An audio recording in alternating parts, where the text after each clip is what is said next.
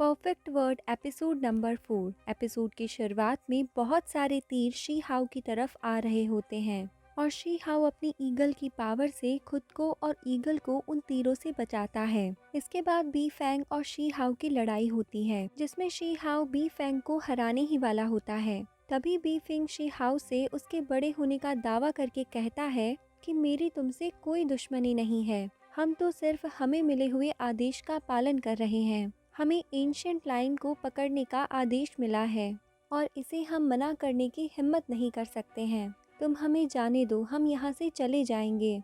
तब she how उसे छोड़ देता है। शी हाउ ब्लू ईगल के पास वापस जा रहा होता है। तब बी फैंग फिर से शी हाउ पर पीछे से हमला कर देता है, लेकिन शी हाउ खुद को बचा लेता है। अब बी फैंग के आदेश पर उसके साथ के सभी लोग शी हाउ पर वार कर देते हैं। तभी शी हाउ और उनके बीच फिर से लड़ाई छिड़ जाती है। वो लोग ब्लू ईगल पर भी तीर चला देते हैं, जिस पर ब्लू ईगल बहुत तेज चिल्लाती है और ये देखकर शी हाउ से लड़ रहे सभी लोग हंसने लगते हैं। तभी ब्लू ईगल की आवाज स्टोन विलेज के शिकारी सुन लेते हैं। शी हाउ बी फैंग को लड़ाई में हरा कर मार डालता है।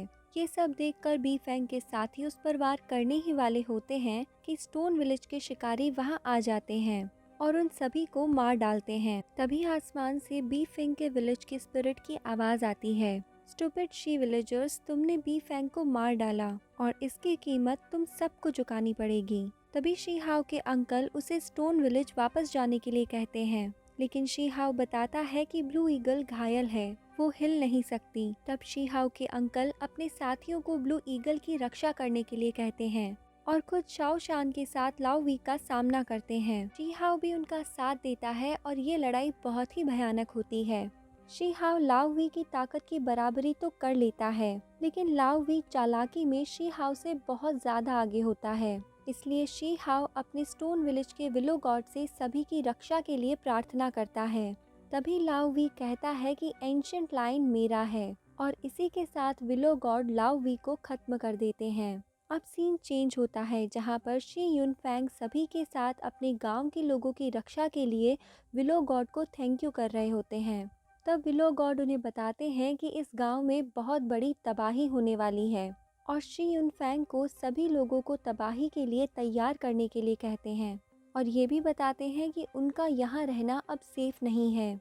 शी हाउ भी विलो गॉड को अपनी गलती बताता है कि उसने बी फैंग को मार डाला।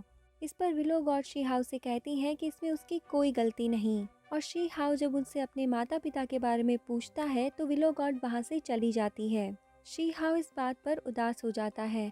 तब शी यून फैंग उसे समझाते हैं कि विलो गॉड के कुछ ना कहने की जरूर कुछ वजह होगी। उसके माँ बाप अभी जीवित हैं और मेहनत जारी रखने पर वो जरूर उनको देख पाएगा। शी हाउ भी उनकी बात से एग्री करता है।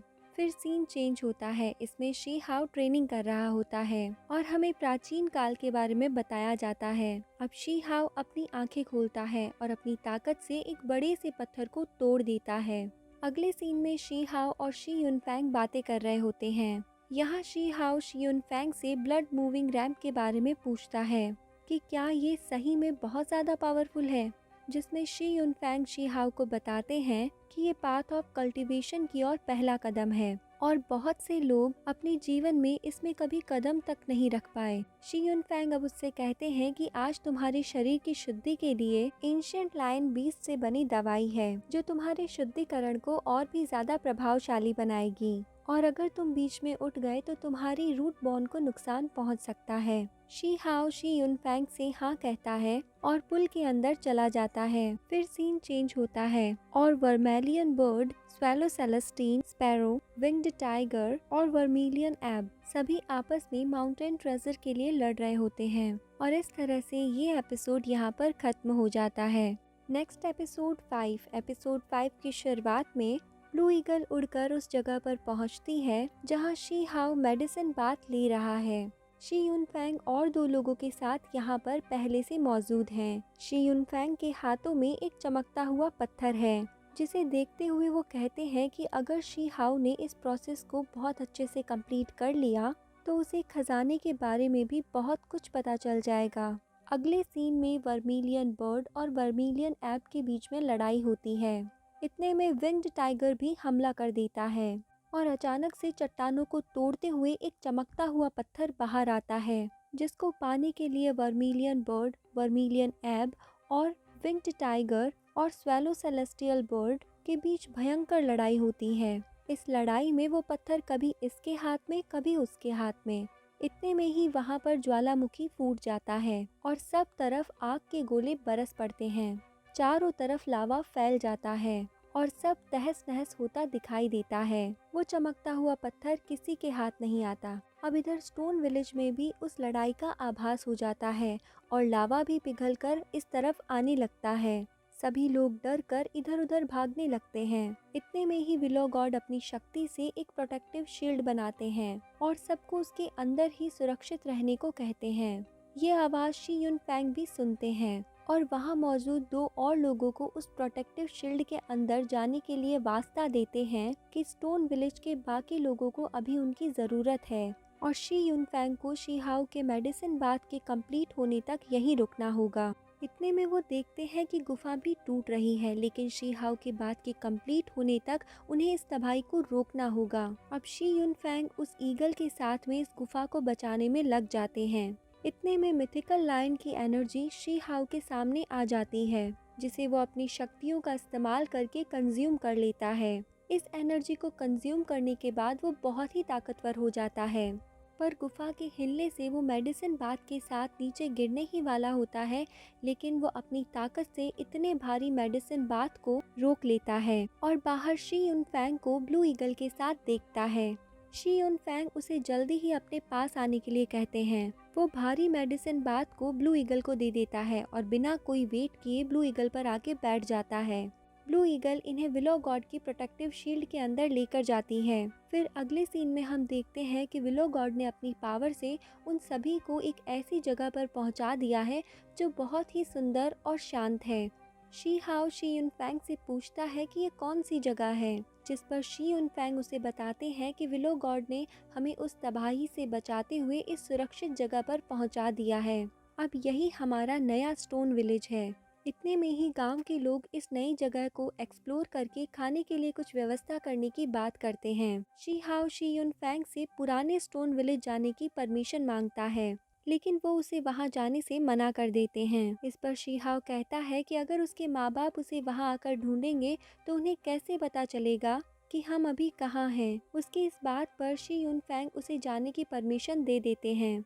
शी हाओ ब्लू ईगल को लेकर पुराने स्टोन विलेज पहुंचता है और देखता है कि यहाँ सब कुछ तबाह हो गया है। शी हाओ अब एक चट्टान पर अपना निशान बनाता है ताकि जब उसके माँ बाप यहाँ आए तो उन्हें पता लग जाए कि शी हाओ जिंदा है। इतने में ही चट्टानों को तोड़कर एब का हाथ बाहर आता है। शी हाओ पास जाकर देखता है तो एक एब का बच्चा पड़ा मिलता है। शी हाओ उसे उठाकर अपने हाथ में लेता है और ये सब कुछ दूर से एक लड़की देख रही होती है। वो हवा में उड़ते हुए शी हाओ के सामने आकर खड़ी हो जाती है और इस तरह से यहाँ पे ये एपिसोड खत्म हो जाता है। Episode number 6। इस एपिसोड की शुरुआत में शी हाओ एब के बच्चे की तरफ देखकर कहता है कि शी विलेज पूरा तबाह हो गया है और वो एब जख्मी है। क्योंकि उसका पूरा शरीर बालों से ढका है, इसीलिए वो आज के बाद इसे माओ की बुलाएगा।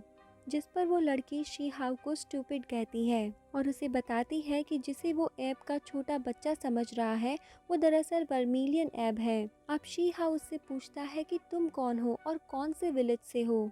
तो वो शी हाओ को बताती है कि 4 बीस्ट माउंटेन ट्रेजर के लिए लड़ाई कर रहे थे और उन्होंने ग्रेट विल्डरनेस को तबाह कर दिया और ये उन्हीं 4 खतरनाक बीस्ट में से एक है। वो शी हाओ से कहती है कि वो एब को उसके हवाले कर दे, पर शी हाओ उसे मना कर देता है और कहता है कि तुम झूठी हो। फिर वो लड़की शी हाओ से उसकी कीमत पूछती है तो शी हाओ उससे कहता है कि लगता है तुमने बहुत पैसे देखे हैं अपनी जिंदगी में, पर ये पत्थर मेरे किसी काम के नहीं। शी हाओ कहता है कि अगर ये बीस्ट ही है तो मैं इसे गांव ले जाकर खा जाऊंगा। इस पर वो लड़की गुस्सा होकर शी हाओ पर हमला कर देती है। शी हाओ भी उससे बचकर अपनी ताकत दिखाता है। इस पर वो लड़की पलटकर अपनी दुगनी ताकत से हमला करती है, पर वो शी हाओ से जीत नहीं पाती। वो अपने गुरु को याद करके माफी मांगती है कि वो एक गांव वाले से हार गई और रो पड़ती है। शी हाओ उससे कहता है कि वो जानता है कि माओ की कोई ऑर्डिनरी बीस्ट नहीं है और वो उसे अपने विलेज ले जाकर ठीक करेगा। वो लड़की कहती है कि इसने ग्रेट विल्डरनेस को तबाह कर दिया, तुम तब भी इसे ठीक करना चाहते हो। शी हाउ कहता है कि ये फैसला वो शी युन फैंग पर छोड़ता है। शी हाउ उसके हाथों में माओ की को रख देता है। इतने में एक कैरेज हवा में उड़ता हुआ वहाँ पर आता है। उसमें से एक मैसेंजर बाहर आता है और कहता है कि उस लड़की के पिता को उसकी फिक्र हो रही है और उन्होंने उसे जल्दी ही वापस आने को कहा है। वो माओ की को शी हाउ के हाथों में थमा देती है और मैसेंजर से कहती है कि क्या मेरे पिता मुझे थोड़ा कम कंट्रोल नहीं कर सकते। वो शी हाउ से मैं जल्दी वापस आऊंगी कहकर विदा लेती है। शी हाउ माओ की से कहता है कि सबके माँ बाप होते हैं पर मेरे। फिर अगले सीन में विलो गॉड माओ की को ठीक करते हैं पर कहते हैं कि वर्मिलियन ऐप का सच माओ की को पता नहीं चलना चाहिए वरना ये सबके लिए बहुत बुरा होगा। शी युन फैंग सबको बताते हैं कि शी हाउ ने अपनी आंखों से देखा है कि ग्रेट विल्डरनेस पूरी तरह से तबाह हो गया है, तो आज के बाद यही जगह हमारा सब कुछ है। अब शी युन फैंग शी हाउ को चमकता हुआ पत्थर देते हैं और कहते हैं कि ये मिथिकल लायन बीस्ट का बोन ट्रेशर है, इसके अंदर के रहस्यमयी संदेश अभी भी एक्टिव है। वो ये भी कहते हैं कि शी हाउ इन संदेशों की टेक्निक को ध्यान में रखे। शी हाउ कहता है कि वो इन संकेतों को समझ नहीं पा रहा है, जिस पर शी युन फैंग उसे समझाते हैं कि वो आज नहीं तो कल इन्हें समझ जाएगा और इन फ्यूचर ये उसके कल्टीवेशन के लिए फ़ायदेमंद होगा। शी हाउ अब उनसे पूछता है कि क्या मेरे माँ बाप मुझे सच में चाहते भी हैं या नहीं, तो शी युन फैंग उससे कहते हैं कि ये कैसी बात कर रहे हो तुम, वो तो हर वक्त तुम्हारे बारे में सोचते हैं। शी हाउ कहता है कि ग्रेट विल्डरनेस पूरा तबाह हो गया फिर भी वो मुझे देखने नहीं आए। आज एक लड़की के पिता ने कहा कि अगर वो इस धरती के आखिरी छोर पर भी होगी तो भी वो उसे ढूंढ लेंगे, तो मेरे माँ बाप मुझे ढूंढने क्यों नहीं आते। इतने में विलो गॉड उससे कहते हैं कि तुम्हारे माँ बाप की सफरिंग्स ऑर्डिनरी लोग नहीं समझ सकते। तो शी हाउ उनसे पूछता है कि क्या वो जानती है कि उसके माँ बाप कहाँ हैं, तो विलो गॉड कहती है कि ये सब शी हाउ के अंदर ही है और कोशिश करने पर उसे ये सब याद आ सकता है। अब विलो गॉड अपनी जादू से उसके सामने एक फर्नेस लाती है और शी हाउ से कहती है जब तुम ब्लड वॉर्मिंग रैंप के पीक पर पहुंचकर इस फर्नेस को उठा पाओगे तो सब कुछ अपने आप ठीक हो जाएगा। अब शी युन फैंग विलो गॉड से कहते हैं कि ब्लड वॉर्मिंग रैंक के पीक पर पहुंचकर कोई भी 50,000 कैटिंग्स का ही लोड उठा सकता है और इस फर्नेस का लोड तो 1,00,000 कैटीज है। विलो गॉड कहती है कि मैं ये जानती हूँ कि ये बहुत मुश्किल है पर शी हाउ इससे तुम्हें फ़ायदा होगा। अब शी हाउ कोशिश करता है लेकिन वो उसके अंदर ही नहीं जा पाता।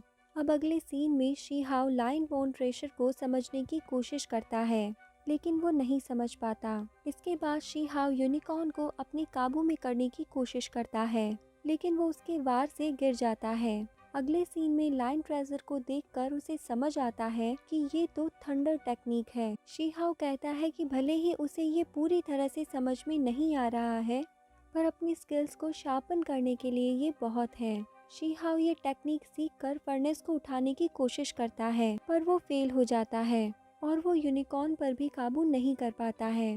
इसी तरह दिन बीतते चले जाते हैं और शी हाउ फर्नेस को उठाने में अभी भी कामयाब नहीं हो पाता है लेकिन उसने यूनिकॉर्न पर काबू पा लिया है। अब ऐसे ही देखते शी हाउ बड़ा हो जाता है और इस बार सभी को ये उम्मीद है कि शी हाउ जरूर उस फर्नेस को उठा पाएगा क्योंकि अब तो वो ब्लड वॉल्विंग रैंप के पीक पर भी पहुंच चुका है। अब शी हाउ अपनी पूरी ताकत से उस फर्नेस को उठा लेता है और विलो गॉड की शक्तियों से उसे सबसे पहले वो पैलेस याद आता है और इस तरह से यहाँ एपिसोड नंबर 6 खत्म होता है।